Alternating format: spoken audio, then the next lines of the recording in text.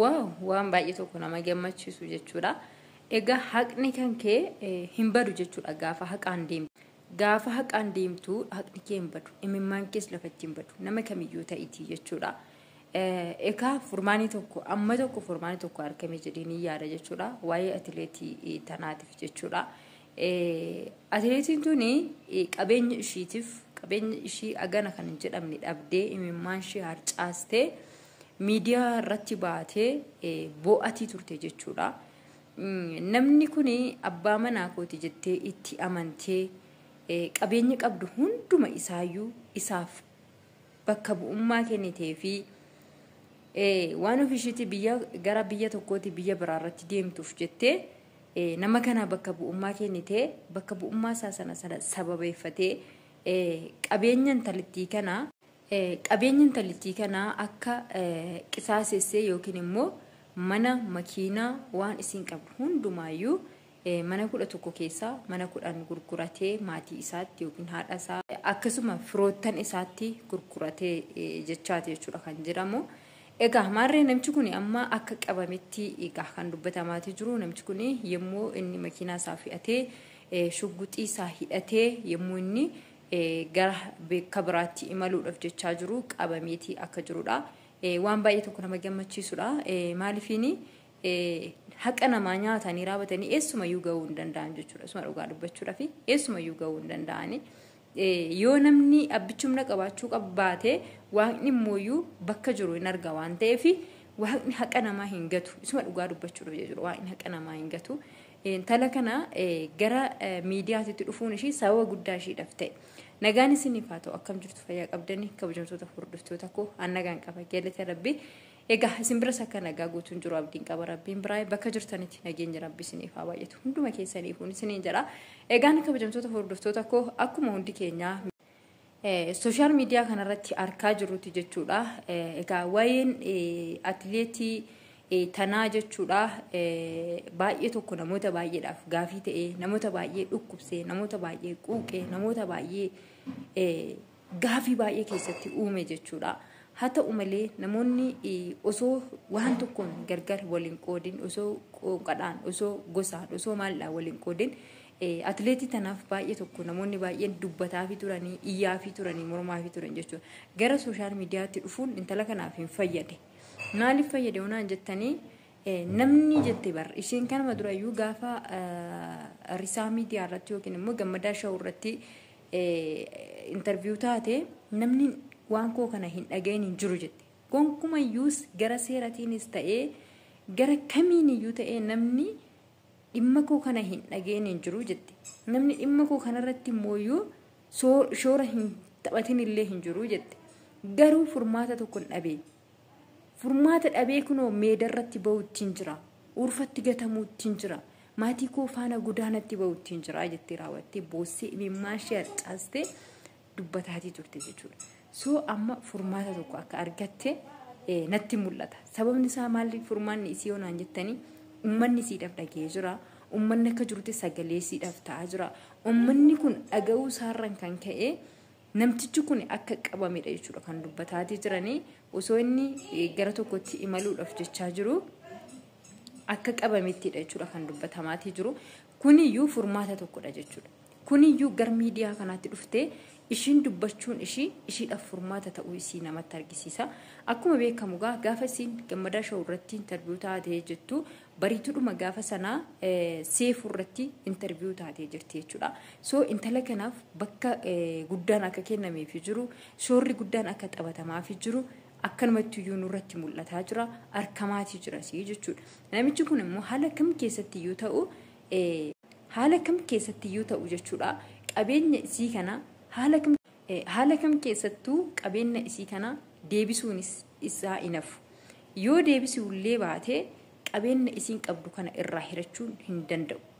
Jechuudha. Indum isa balleesse fuyyuu isa bira jiru fuyyuu itti gaafatamuu qaba malee jechuudha. Sababni isaa maalinni namni kun akkana godhee har'a yoo bira darbe borhoo namoonni biraa akkam ta'a? Borhoo isiinoo fakkaattiin isiyoo akkam ta'a? Namni jireenyaan jiraadha jetta kanan natti dhufan jettu dhugaadhaa gara biyya biraatti deemtee jiraachuu dandeessa. Magaalaa tokkorraa gara magaalaa tokkotti deemuu dandeessa. Nama kooti kan jette tokko foon kooti gimmaasha cinaacha kootiti jettee nama itti amantu tokko abbaa manaa kooti abbaa ilmoo kooti abbaa waan bakka jira mitiire jettee itti amantee raawwattee qabeenya qabaachuu dandeessa. Qabeenya keessan ammoo bakka bu'ummaa nama sanaaf kennuu dandeessu. Bakka bu'ummaa erga namaaf kennanii raawwatanii bakka bu'ummaa isaatiin waan itti qabdu sana gurguratee si harkaa fixa ta'e jireenya maal lama faana jiraatta. Seerumti immoo jechuudha. Ana wanti na dhibee keessaa tokko maa inni seerumti taa'ee raawwatee abbumti alangaa taa'ee raawwatee meeshaan kuni kan kana dura darbe intalli kun beekamtuudha atileetidha beekamtuudha namni kamiyyuu hin beeka qabeenya qabaachuu shi namni kamiyyuu hin beeka qabeenyi kan koo aga kanaa ni jiru maal akka ta'e hin beeku bakka bu'ummaa isatti kennadheen jira bakka bu'ummaa isatti kennatuu si otoo argitiisaa jirtu osoo ragaa sifataa jirtu ragaan isiis kufee qabeenya ishiis dhabdee tokkittii qabdu kanayyuu immoo sirraa yaa hiratamu jedhee yoo seerri taa'ee abbumti alangaa taa'ee kana murteesse kuniyyuu kamidha kanan jiru anaaf gaafii guddaadha jechuudha. Isuma dhugaa dubbachuudhaaf jechuudha. Gara seeratti deemtee raawwattee furmaata tokko akka atiin arganne. Seera bira dhattee furmaata tokko akka atiin argannedha jechuudha. Kasitti mul'isaa jiru wanti kun nama kam keenyafuu jechuudha. Nama kam keenyafuu isa sanaafin oogaa isa kanaafin oogaa osoo hin jennee atummaa anumti kun boruu kana maalan ta'a? Maaltu na mudata? Waan bakka seeraa dhaqe seerri furmaata naa kennuu danda'a. Haala kamiin seerri kun furmaata naa kennuu danda'a. Seera kanarraa dhuguma bakka seeraa dhaqee furmaata argachuu nan danda'a jetteetti yaadda'oo taate akka ati furmaata hin arganne sitti argisiisa. Mana seeraa dhaqxee akka ati haqa kee hin arganne sitti argisiisaa jira. Bakka seeraa dhaqxee akka ati waan kee waan si jalaa bade tokko mormattee raawwattee seerri sii falmee sii hin deebisne sitti argisiisa. So kanaafiyyuu kuni abbuma alangaa kamtu taa'ee kana murteesse kan jedhu kunis anaaf gaafii guddaa jechuudha. Ana qofa osoo hin taane namoota baay'eedhaaf akka gaafii ta'u kun waan nama shakkisiisu yoo qabu. So haa ta'u malee namti kun amma qabameedhaan kan jiru seerri akka isaaf murteessettidha jechuudha kan ishiin dubbataati jirtu. Amma immoo namichi kun qabamee haala kamiin gara seeratti dhiyeeffachuu dandeessi? Haala kamiin immoo yoo furmaanni ishiidhaaf kennamuu danda'a kan jedhu namoonni baay'een dubbataafii jiranii hanga abbootii baasee seeraa Dr. Abiy Biranaaf haa ga'u isaan bichaadha wanti dhimma koo kana kan hin dhaga'in jechaadha jechuudha ishiin dubbataati turte. So gaammaatitti isaan bira ga'ee fi ga'uu fi baatee wanti nuti irraa beeknu tokko jiru. Egaa gaafa achi ga'etti immoo furmaanni maal akka Dr. Abiy Biraa isiidhaaf kennamu eegaa jirra jechuudha. Maal jedhuun ilaata?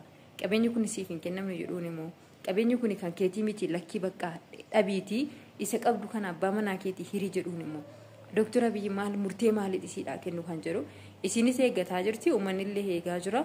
So osuma gara seeratiin iyyuu seerri iyyuu namicha kanaaf murteessee amma iyyuu hoo ta'e jechuudha. Uummanni namicha kana waan dhiisu natti hin fakkaatu. Maaliif kuni waan haqa nama tokko dhabuu jechuun haqa ofii dhabuu jechuun baay'ee waan nama turfaatudha jechuudha. Borus namoota baay'een akkasumatti haqa isaanii dhabanii taa'u jechuudha.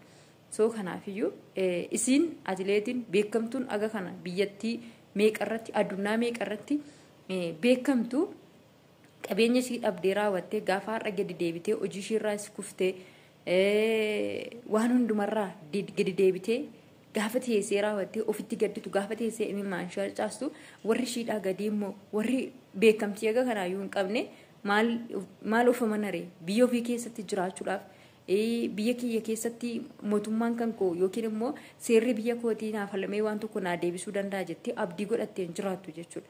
So kanaafiyyuu namicha kana qofa osoo hin taane seerumti biyya keenya keessa jiru iyyuu warrumti taa'anii murtee namaa murteessan iyyuu ilaalcha kana sirriitti gochuu qabu. Suma dhugaa dubbachuudhaaf jechuudha. Ilaalcha gochuu qabu. Na akkasii siniin jedhaa. Namoonni haaraan akka carraatee gara chaanala kanaa dhuftan subscribe gochuun maatii keenya ta'aadha. Namoonni maatii koo taatanii jirtan immoo like share gochuun na jajjabeessaa kan hundumaan gootaniif guddaa galatooma hanga waan biraa qabannee dhufnutti turtii gaarii isiniif hawwina.